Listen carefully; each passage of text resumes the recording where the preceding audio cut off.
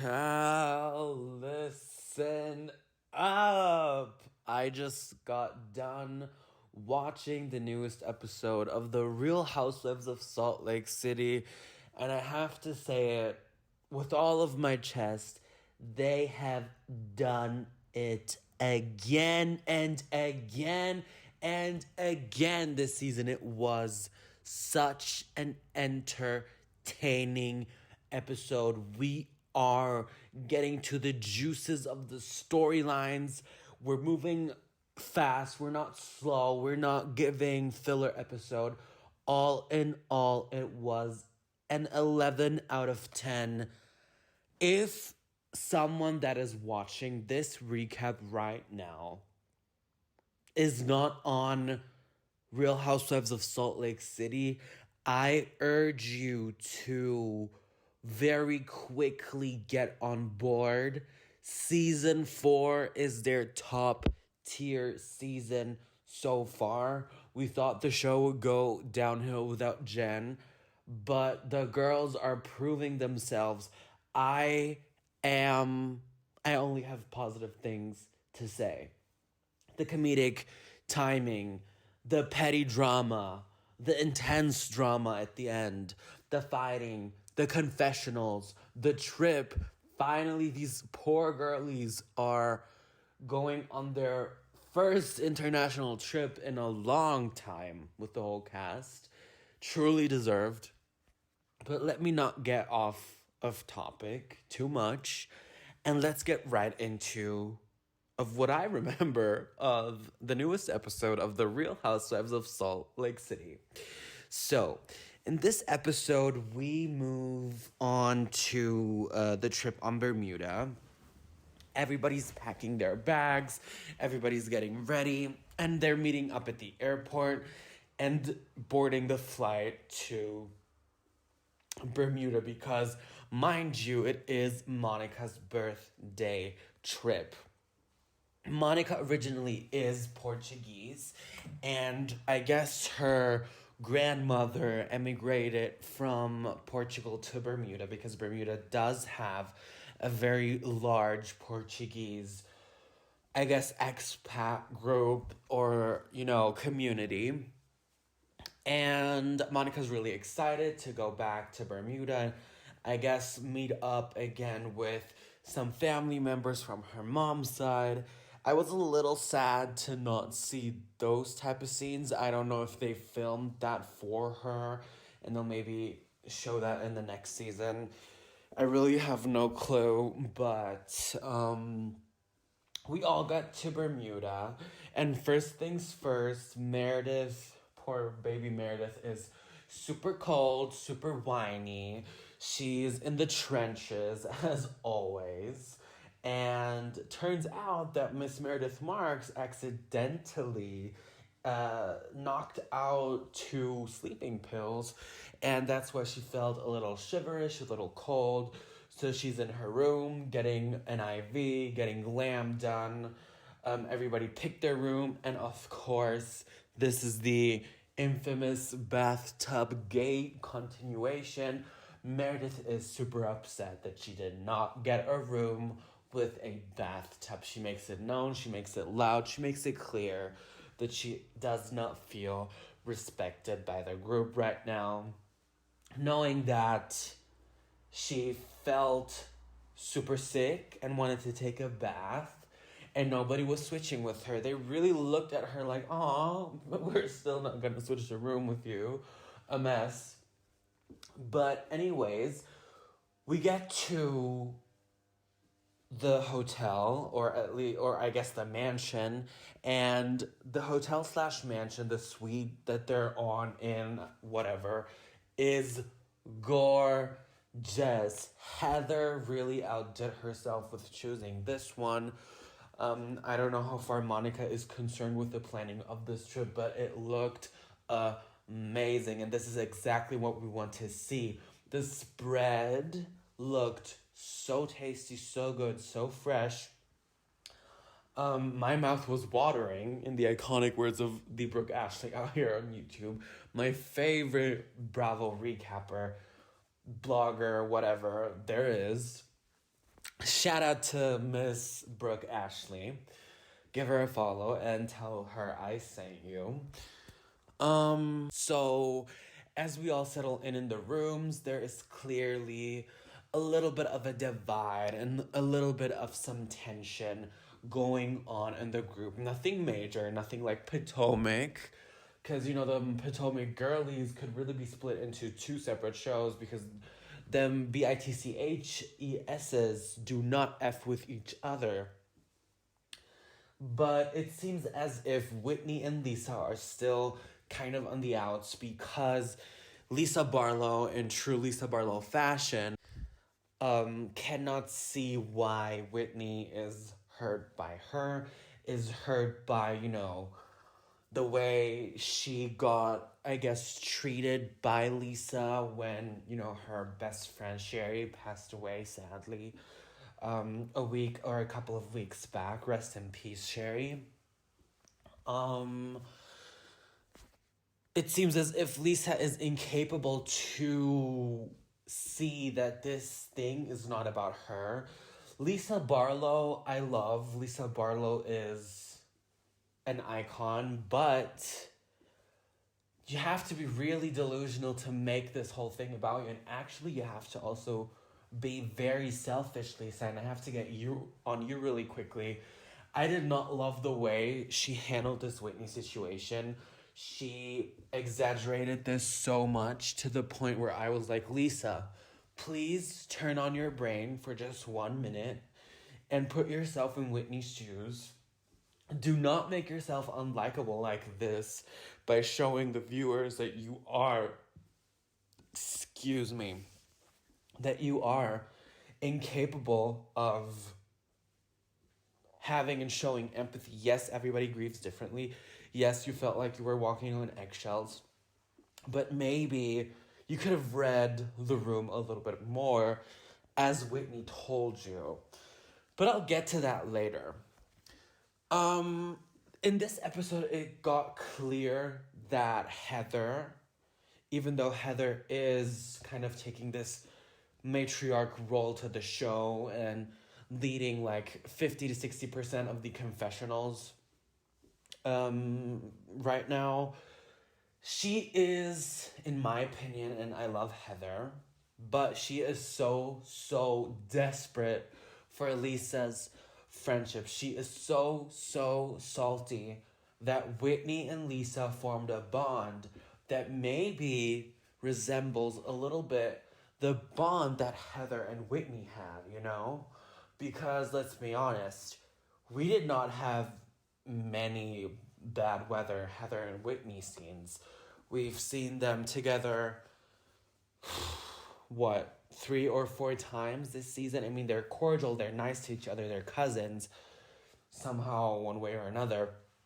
But the closeness is definitely missing because I see Heather and Meredith being close. I see Heather and Monica being close yet. And I see Heather and Angie also being close. Heather's pretty much close to proximity, I guess, with everybody except Whitney right now. And does that have to do anything with some resentment that she maybe feels towards her, her cousin Whitney? Honestly, it seems like it, if you ask me, because I had no clue where all that animosity was coming from Heather when she was sitting down with Lisa when they were lunching on their spread in Bermuda in the hotel. And Heather really instigated that, whole sentiment that Lisa then gained of like, F Whitney, who is she, why should she be proud of me, of having an influence and turning me into a better person? Only Jesus Christ can do it in the trifecta of God, my husband, and my kids. I said period, Lisa, but we all know that Heather and Whitney both like to put a little extra sauce on, things. And Heather and Whitney both sometimes sabotage each other's relationship with Lisa, because it seems as if everybody wants to kiss up to Miss Baby Gorgeous Lisa Barlow, which I do understand. Lisa seems to be a very fun person to be around, but you'd never catch me trying to crawl up into someone's behind like Heather is doing right now to Lisa. And Whitney, as much as I have to defend her in this situation where I thought Heather instigated this, I thought it was really the comebacks at that dinner table when they all got together at the end of the night, when they were talking about the things that, were on their hearts and the problems and whatever. After Meredith said her part with the bathtub, I thought Whitney's comebacks were childish too. I mean, Whitney, I don't think anyone's jealous about your, bond with Lisa. I mean, what's there to be jealous of? I mean, not to not hype you all up, but you're just an individual like the next person. You're just a human being. You're not, I don't know, a saint. I mean, it's nice to see how appreciative they are of their friendships, but I don't think anyone's really jealous of you, Whitney and Lisa. So those are my thoughts on that. Even though I thought that Heather was doing a bit too much, I kind of did like that Whitney said, shut the fuck... Oh, I'm sorry, I'm cursing. Shut the F up to Heather, because I guess it was a little bit some type of a comeback, some type of revenge for Heather pushing Whitney into a wall last season. So this is definitely part 2, or I guess part 3, of Bad Weather's relationship downhill going forward. I am curious to see how those two will patch things up. And what I like, though, about this right now, if these two wouldn't have spoken all season, I would have been so mad, because then it would have been obvious that these two would have milked at each other. But right now, putting this drama in front of us at the end of the season seems bearable because it has been repetitive. So I appreciate the fact that production, or I guess the ladies in the cast, brought some, I guess, diverse mess. Let's quickly talk about Miss Meredith and Angie K, because I had an awe moment when... Actually, I'll talk about that later. Meredith and Angie got into it in the bus, talking about how you're the lowlife, you're dirty, the classless, bitch that you are. They're coming for each other's throats. But what I think, and this is just a theory, if Meredith and Angie were to make up for next season, I think they would be such a good dynamic duo. I don't know why. Don't ask me further questions. I think that these two could very well be a very dynamic, iconic duo. Then again, Meredith needs to maybe give Angie a little bit more grace, and actually would have to have let things go for them to move forward, because Meredith tends to still hold on to things a little bit, even though if she says she doesn't, you can clearly see there's still a little bit of animosity, which makes for fun, petty, dramatic, but not too extreme moments on the show. And a moment where the both of them had me smiling was when Heather, Lisa, and Whitney were getting into it, honey. And Meredith like to Angie, well, at least it's not us. And they both laugh, and Angie's like, yes, Meredith, at least it's not us. And they cheers to that. I was like, this is what we want to see, Meredith and Angie. We need to see resolution. We need to see moving forward to the storyline of you guys, because it's getting a little tired, to be quite honest. But the point where it does untire, where it definitely gets not tired and very active for me, is the whole thing about the Greek mafia. Listen. Listen, listen, listen. As much as I get on Miss Baby Gorgeous Lisa Barlow, she really did not miss on the fact that Meredith does seem to have a way of using the same pattern. Listen, we had DMs about Lisa. Now we have DMs about then we had DMs about Jen, I think, or something else regarding social media. And now we have DMs about Miss Angie Katsanevas. It seems a bit odd that the drama of the ladies and the mess and the dirt seems to follow Meredith's direction. I don't want to say anything with that. I don't want to spread my wings too far on that statement, because we all know if we have people that really wish us bad and do not let us flourish and do not really see it for us, that people will do very stupid things to try and take us down. And the most efficient and the most quick and the most embarrassing way is social media nowadays. So, do we have proof that this account was really someone out to get Angie K? No. Do we have proof that this account was set by someone in the cast?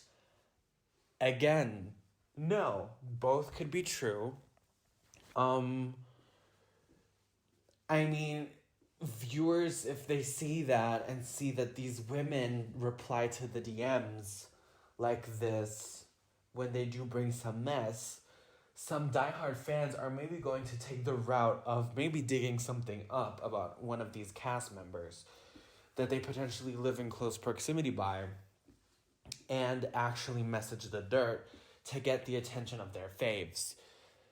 So I guess two things can be true at the same time, but let me tell you a little bit about allegations like this and why I think this is very, very problematic. Listen, me and Angie K are like this, okay? I have my highest ethnic background can be traced back to Greece. Nationality-wise, ethnically, whatever, I'm Sicilian. I was born in Germany. I have lived both cultures, just like Angie did.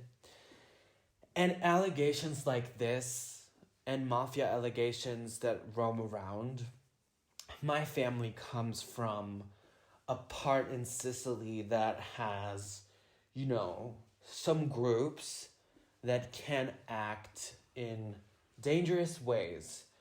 It doesn't mean that only if you do come from these parts of the world where maybe order and gangs are there and things are just a little different than in the US, it does not mean that you are connected to the mafia, to the mob, to the gangs. Like, girl, too many people play around with these kinds of things and they F around and think that it's funny and a flex or like non-dangerous, but truth be told, you don't play around with these allegations. So in the preview for next week's episode, we see a very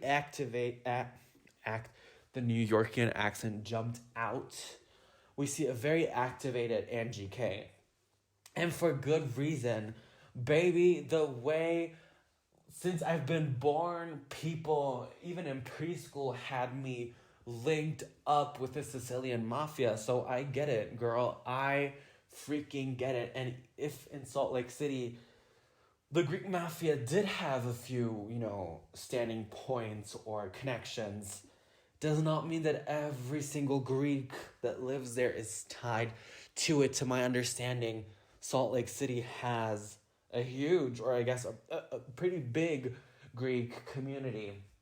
So those allegations are really, really disgusting to me.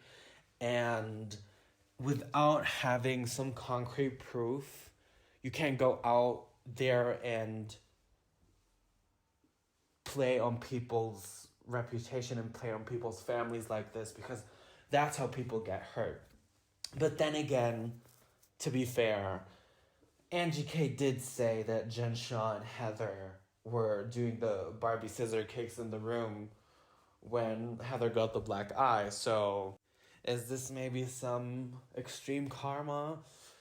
Girl, I don't know, but I guess we'll find out in next week's episode. But anyways, that was pretty much it for this week's recap. I have nothing more to say. I have accumulated many, many minutes of my thoughts, of the most important thoughts that I have. And I have to say, we're getting near the end of The Real Housewives of Salt Lake City, and it makes me sad. It makes me really, really freaking sad, because this season has been so good. It has exceeded my expectations. It has exceeded probably most of the viewers' expectations. And Salt Lake City right now, and I hate to say it, I really, really, really, it pains me in my heart to say this, it's better than Potomac. With Nneka's arrival in Potomac, I thought we'd see some more an affluent lifestyle. But what we've seen the last 5 weeks is just a very tired mess, a tired beef between Wendy and Nneka. So I'm glad that Salt Lake City brought Monica in. I'm not glad about the things that are going on behind the scenes, because does this mean that Monica is a one and done? Because obviously she is good for the show. So I really hope that in all that legal mess between Heather and Monica, they do patch things up. They kind of get to some agreement. Pay me back, do not pay me back. Keep my name out of your mouth. I'll keep your name out of my mouth. Something. But yeah, I think we really have a very good cast going forward with SLC. If we maybe add another newbie next season as a friend of, that'll play a good role. And for Mary to also come back to season 5, and I think she definitely will, judging by the interviews that she does right now. I think we're on a very good way to keeping this franchise very, very alive. And even so much so alive until Jen Shaw breaks free from prison and maybe rejoins this cast in some way. I don't know, I'm thinking too ahead of myself.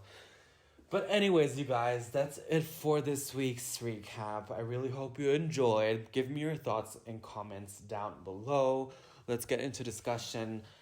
Thanks so much for the engagement on my channel. It means everything and more to me. I cannot express my gratitude. I'll probably be going live soon to, get a little bit more personal on here on my channel. And yeah, I'll definitely see you guys in my next video. And thanks so much for watching. Bye-bye.